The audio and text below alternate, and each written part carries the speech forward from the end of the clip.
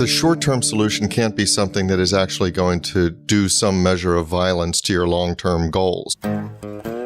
Business is messy and unpredictable. Sometimes lonely. So lonely. So lonely. And inspiration can often come from really weird places. We pick up where the bullet point blogs and the highlight reels leave off. We start with the stories. Welcome back to So Here's My Story. This is Jody. I'm Elliot. And this is episode 96. 96. So we are 1 month, 4 episodes away from our 100th episode. Closing in. Here it comes. So hysterically, we posted that. So we were talking about in our Facebook group, which you are welcome to join if you have not already. We were talking about, with that group, about what we could do for our 100th episode. And Chris Mullet actually suggested that we focus on what do you do to celebrate? Because his whole point was you overlook. We often overlook the accomplishments along the way, the milestones along the way. And we summit Everest and then we're like, okay, where to next? And we don't take the time to pause. And he said, we're not great at celebrating. So hysterically, I posted on all of our social media channels for people to, and we asked on the episode as well, for people to share with us where they have seen good examples and bad examples, any examples of celebrating milestones and examples. We have not gotten one response, which is sort of disappointing, but also hysterical because I think maybe Chris was right. People are really bad, really bad at celebrating. Like maybe it's actually indicative of the fact, maybe the crickets are indicative of the fact that people really are bad at celebrating. So no, it's a great suggestion. So that will remain the focus of our 100th episode is on that kind of thing. So we would love to hear from you if you have them. You can either call or text our line at 410-205-6055. You can send us an email at talktous@sohere'smystory.com. You can also send us a Facebook message. However you want to get to us, you can get to us. But we also listener sparked, I should say. Christine McDonald had a fantastic comment about our last episode about hiring friends. Really, really great episode of something that we didn't touch on. And it gave me this idea that we can start a second segment to the show after we're done with our part, where we have listeners recorded, or we can read their messages if necessary, responses, comments, thoughts, ideas about previous episode topics. What we haven't thought of, what they want to hear more of, or what we absolutely love, which is having our community chime in. Right. So we're going to start that on our 100th episode, though, and I'm going to lead with Christine's comment. So that will be in the first thing in our second segment. Anyway. All right. What Jody talks about is in perfect alignment with our entire show. For those of you who think it's scripted, it's not, because what Jody talks about is the injection of just a little bit of, maybe chaos or maybe just short-term realization in the midst of a forest of long-term planning. Here we go. So here's my story. And I am aware that this episode is going to come out on the 23rd, which I understand also is National Talk Like Shakespeare Day. But really, the only Shakespeare word, forsooth, but I don't think that applies. But unfortunately, I'm not going to tell this story in a Shakespearean. I don't think that's unfortunate. I think that's a good choice. You're good with that? Yeah. All right. So here's my story.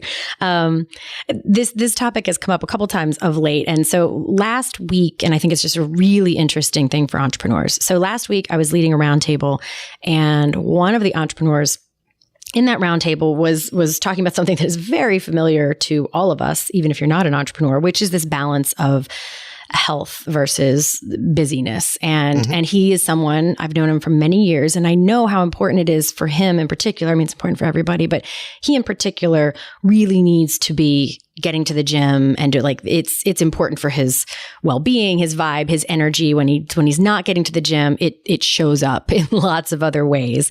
And it's not just an issue of not getting fat for him. So he was expressing, and I could just see it. He's like, because every problem comes with every solution comes with a new set of problems. Business is actually booming for him. I mean, he's going gangbusters, which is fantastic, but he's really having a hard time getting to the gym.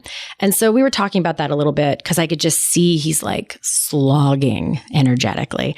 And knowing how important it is, I was kind of pushing the envelope a little bit on what's it going to take to get this back into your schedule. And everyone else in the round table is like chiming in, well, when do you like to go? And he's like, well, I like the mornings. They're like, well, can't you just go? And he's like, no, because we have 3 kids and the wife, the way that works out with who takes who, it just doesn't work out. And where I'm going with this is where we ended up is something that I think is really important. And that is when we're trying to solve a problem, I think we often look for a solution that we can maintain long term, which makes sense. And because he's absolutely right. Going to the gym every Tuesday and Thursday morning for the rest of, whatever, until during the school year is not really an option without throwing his whole family dynamic into chaos. Right. However, and this is, I just think, such an important point, and I have another example too I might get to in a minute. You sometimes need different rules for short-term things than long-term things, and being able to notice it, because right now he just needs to get restart. Like he needs to get his pilot light lit for going to the gym. So, you can't go every Tuesday and Thursday. Could you go one time next week? Like, could you make morning work one time next week? Similarly, we talked about, he's not going to leave at 1:00 in the afternoon and go to the gym every Monday or 3 times a week forever. Yeah. But next week, could you do that once just to kickstart your system and get the benefit of getting back to the gym and whatnot? And I think we forget sometimes that you can put in solutions that work in the short term, that give you some kind of value or feedback, that then create the space to come up with a longer term solution. Because, and it's a really important go-to place when you're having trouble finding a solution. But I see it get overlooked a lot. So it does get overlooked a lot. And I also think where I thought you were going was not necessarily the short-term solution, but I was thinking of what I always hear about the counseling given at addiction centers, which is it's so overwhelming, whether it's addiction or whether it's Weight Watchers or whatever. It's so overwhelming to think, geez, I have to make this change and for the rest of my life. And I don't know if I can make this change for the rest of my life. And what they teach is just one day at a time, Right. So if I'm just not going to take this drink. Yes. I might change my mind tomorrow.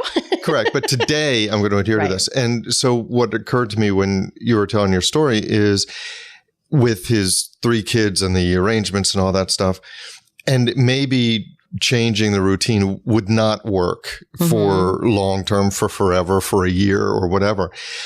But there may be a way to accommodate it just for this week.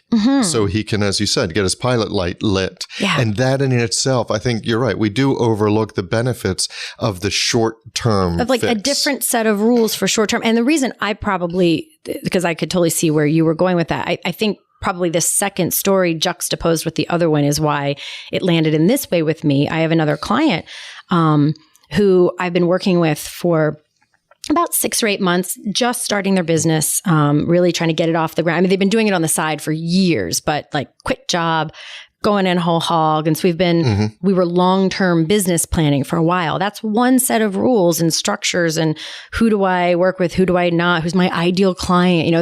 There are long-term planning questions that are crazy important. Well, he's actually having a pretty important health crisis at the moment, and he's going to be in treatment for the next 6 months. Well, you need different rules for it. So it was funny. That's the reason it came up for me. I was like, well, what about this? He was like, yeah, I don't really want to be doing that kind of work. I said, oh, I'm with you. You don't want to build a business of this for the next 5 years, but this is the kind of work that can fit into your energy plan for the next 6 months. He goes, oh, I see. It's work you could do in this next 6 months to make it work. So then we can go back to long-term business planning.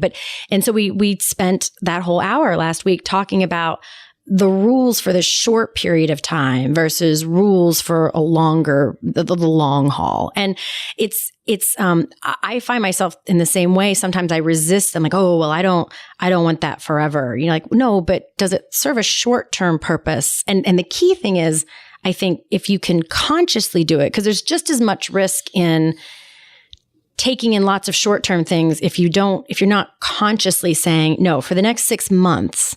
I saw this a lot during like the 2008 recession. Lots of businesses I knew took on different types of clients or different types of work that they wouldn't normally, with very clear intentions of this is to get through the recession and then we're going to stop it. Like, we're not changing the direction of the longer term thing. So it has to be done with intention. Yeah, I mean, I think there are a number of issues with that. I mean, it has to be done with intention. It can't be, the short-term solution can't be something that is actually going to do some measure of violence to your long-term goals. So, Yes. for example, if for whatever reason, and I won't get into the scenario because it's not necessary, but if I decided that I'm going to, for the short term, it serves my interest to become a personal injury lawyer, whereas my firm is organized around business, it may serve my interest for cash flow or whatever, but long term, I'm going to establish a reputation, even in the short term. And people who rely on business attorneys would say, well, you're not a real business attorney. I mean, you do personal injury, you do this, you do that. So it can't do violence to your long term. Another rule that I think you have is you have to let your people in on the secret. Mm-hmm, So they have to understand the plan, because if they signed on with you, they meaning employees or contractors, anybody who relies on you, if they signed on with you because they knew that your long-term direction was something they believed in, and all of a sudden they see the short term as a deviation from that, they have to understand. Yeah. And then the third issue that I see is the outward facing issue is, what do you say to your short-term solution clients? It's not like, in my, when you go way back and you're dating, saying, look, you're not really who I see myself with as a girlfriend, but I see you as kind of a rebound that's going to satisfy my needs right now. And then I'll move on to something I really like. I'm not entirely against that approach, to be honest, but that's which is a whole nother episode. Whole different episode. No, and maybe a different podcast. Maybe not. No, but it's a little bit like, if I'm lost in the woods and I'm starving to death and I don't know how long I'm going to be out there, I might eat a cricket or a cockroach or something, but because I'm starving, but I'm certainly not going to make it my meal plan for the next 6 months. No, that's true. But you don't have to let the cricket or the cockroach in on your long-term planning, because they won't be around for that. Fair enough. And we've been exclusively talking about like what kind of clients you take on, but it could also happen in terms of things like, if I think back to the recession, kinds of moments, is you might have different rules about, I don't know, I'm making something up, like what kind of office supplies you order. Like, normally we let everyone just get whatever kind of pens they want, but for the next 6 months, we're going to do it this way so that we can this way. And you're right, the communication is super important, but it's interesting to me how I often think about how, as entrepreneurs, when you're planning, you're constantly having to look up at the horizon line to see out as far as you can, to scan for important things. And then you have to look right back down at your feet to make sure that you're not like stepping into a hole or something, or that there's not another thing. And you can't myopically keep your eyeballs on either one of those things. You always have to be scanning up and down, down at your feet, out to the horizon line. And this is one of those places that it's just interesting to me that a lot of times honestly, a lot of the work I do is when people are stuck in a decision-making process, or they just can't seem to get out of a spin of some kind, which is exactly where my guy was in the roundtable last week, as he was like, I know I need to get up, but I just can't figure out when. And it's a tool that if there's a seed I'm planting here, it's that when and if you are stuck, it may be that you are either looking right at your feet or looking way out, and you need to look at the other one. Because in this situation with him, he was looking long-term, and every solution he thought of, he was holding up to the litmus test of, is that something I could do longer term? When really you know how it is with the gym. You get back once or twice, and then you find time, because you can feel how important it is. And, so just remembering to like, maybe sometimes you need a different set of rules when they are serving a very specific, finite, well-defined purpose. Well, and I think that's true, but the way you described in your story is something that circumstances forced. Because of circumstances, the health crisis or whatever would be happening in somebody's life, those circumstances forced a departure for the consideration of a departure for the long-term plan. But what I think and what I found is useful is actually a planned sabbatical from your long-term plan. A planned sabbatical from your long-term plan. Okay. Yeah. And so that means that because the long-term plan doesn't, there is a danger in strictly adhering to a long-term plan, and that is you may not have the opportunity to see other more productive, satisfying, fulfilling, profitable, et cetera, avenues along the way. And so if you give yourself permission to do something that may not be strictly in your long-term plan, to explore this, to change this routine, to try this other thing, so that, and by telling yourself, I'm not going to do this forever. This is just a short-term thing. For the next month, this is just what I'm going to do. And it could be anything. For me, it was, doing improv for a certain period of time. But I knew that I wasn't going to be pursuing this for a long term, but I did want to try it. And I was stunned at the overflow into my work and the influence there. What's funny is I was doing yard work on this past weekend, and I was listening to the Hidden Brain podcast. And it was this one on chaos and how we try to control chaos. And there's a fascinating story at the beginning, but the second segment was on how to actually use chaos. And this guy wrote this book that I ordered. I have not received it yet. I think it's called Messy.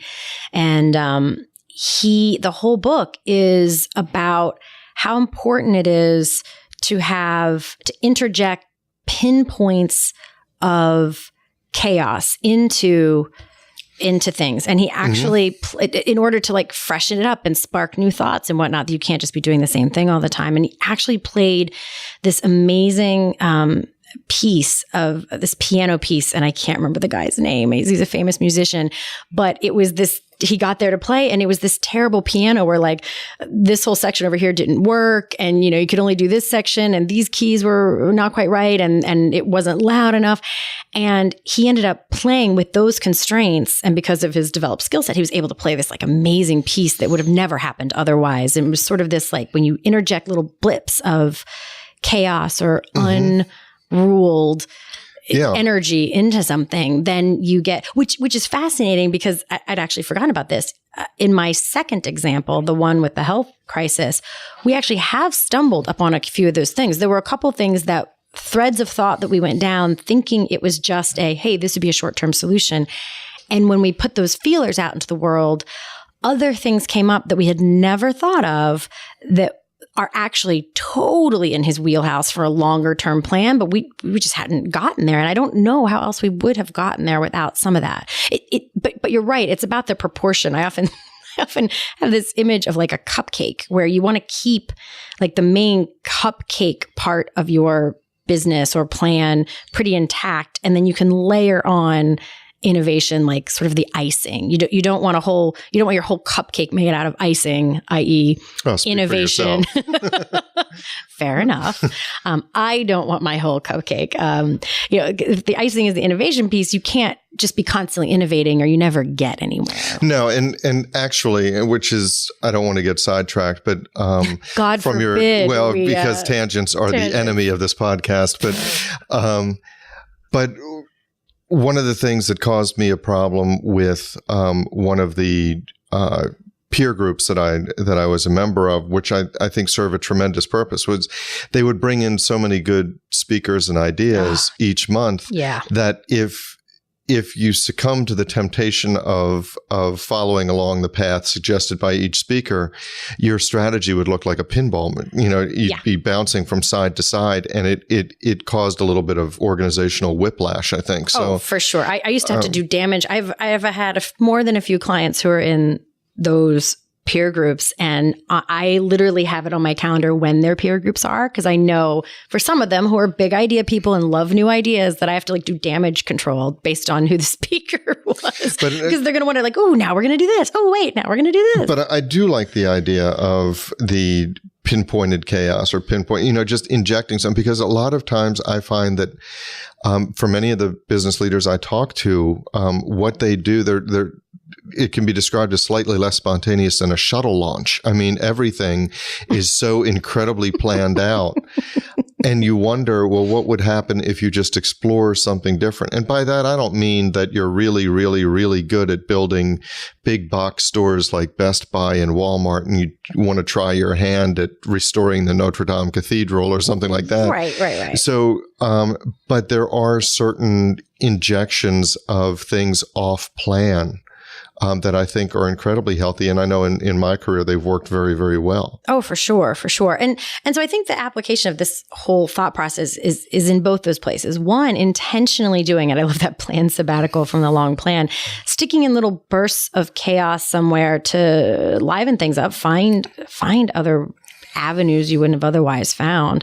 But then also using it as a problem-solving technique, especially if there's something that just if there's something that you need to be doing more of that you're having trouble getting going. I think that is especially where you need to start a ball rolling in hopes that it will then have momentum to bring energy on its own. That is particularly where I think a situation often is ripe for needing a different set of rules just to get something started than you would have maybe longer term.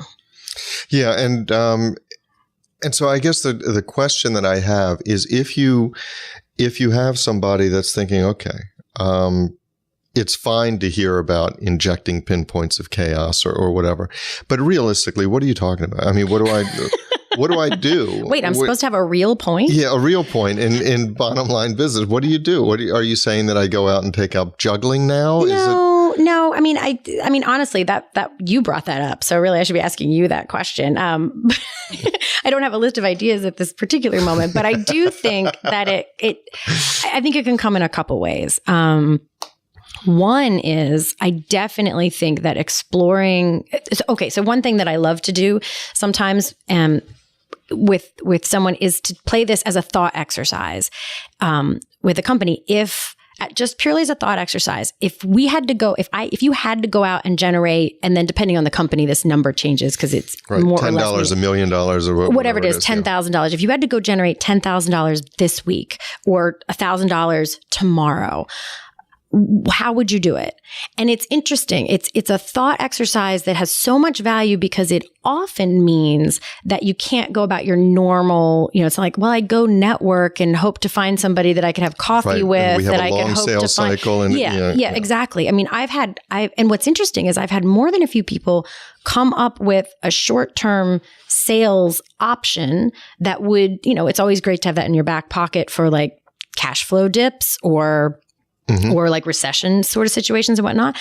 But they have ended up discovering something that it uses a different part of your brain. It makes you think more scrappy, resourceful, short term. I could rent out my people to some other organization, or I could use my equipment to do something I wouldn't normally do a lot of. And you end up coming up with something that's a great little like hole filler for cash flow times. Maybe it's not the thing you put on your website. And that's where people get stuck. They're like, yeah, but I don't want to be known as the guy who does that. I'm like, nobody said you had to put it on your website or take out Facebook ads about it. It's just a way that gives you some like flexibility and agileness in how you go about your business. Yeah. And it's actually interesting because that thought exercise also, and it has for me really can open your eyes as to what the market actually wants. Yes. Because you start asking, because in my world, you sit there and you say, well, if I really need a lot of money, geez, I hope somebody gets sued. So you don't want to, that's not really what you want to do. And I can't control if one of my clients is going to buy a new company, call up and say, hey, we're buying a company in North Carolina. I can't control that. Exactly. But one of the things I realized, and you know this because we've talked about this.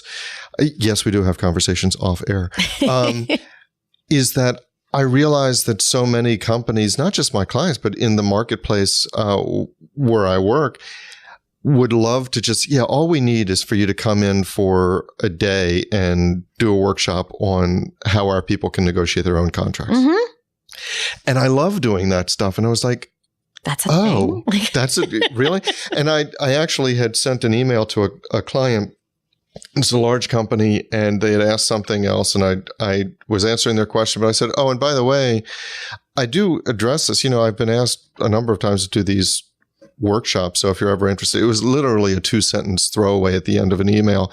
And they got back to me within 20 minutes and they said, yeah, we're going to have to consider what you said about the question, but yeah, we want to schedule one of those workshops. Yeah. And it was like a bell going off. I'm like, oh. Right. Well, you know, what's really funny is I first heard that exercise from Andrea Lee when I was in one of her programs. And she, you know, one of the things I came up with is, and this is what's really funny. I'm kind of glad we got to this because I have plenty of people that I work with long term, but I also really, really, really love just having one-off random conversations with people. And a lot of times I'm able to, you know, pull a thread here, pull a thread there, and that's all they need. They don't need to talk to me every other week for the rest of their lives, you know? And I love that. But in a weird way, I felt almost slightly, I don't know, it's inexplicable, but like a little bit guilty about that. Like that I just want to, it felt weird to say like, I want these like one-off things, or maybe hard to explain. Guilty is not quite the right word. I just hadn't done it for a number of reasons because it seemed, I'm like, who would do that? Whatever. Yeah.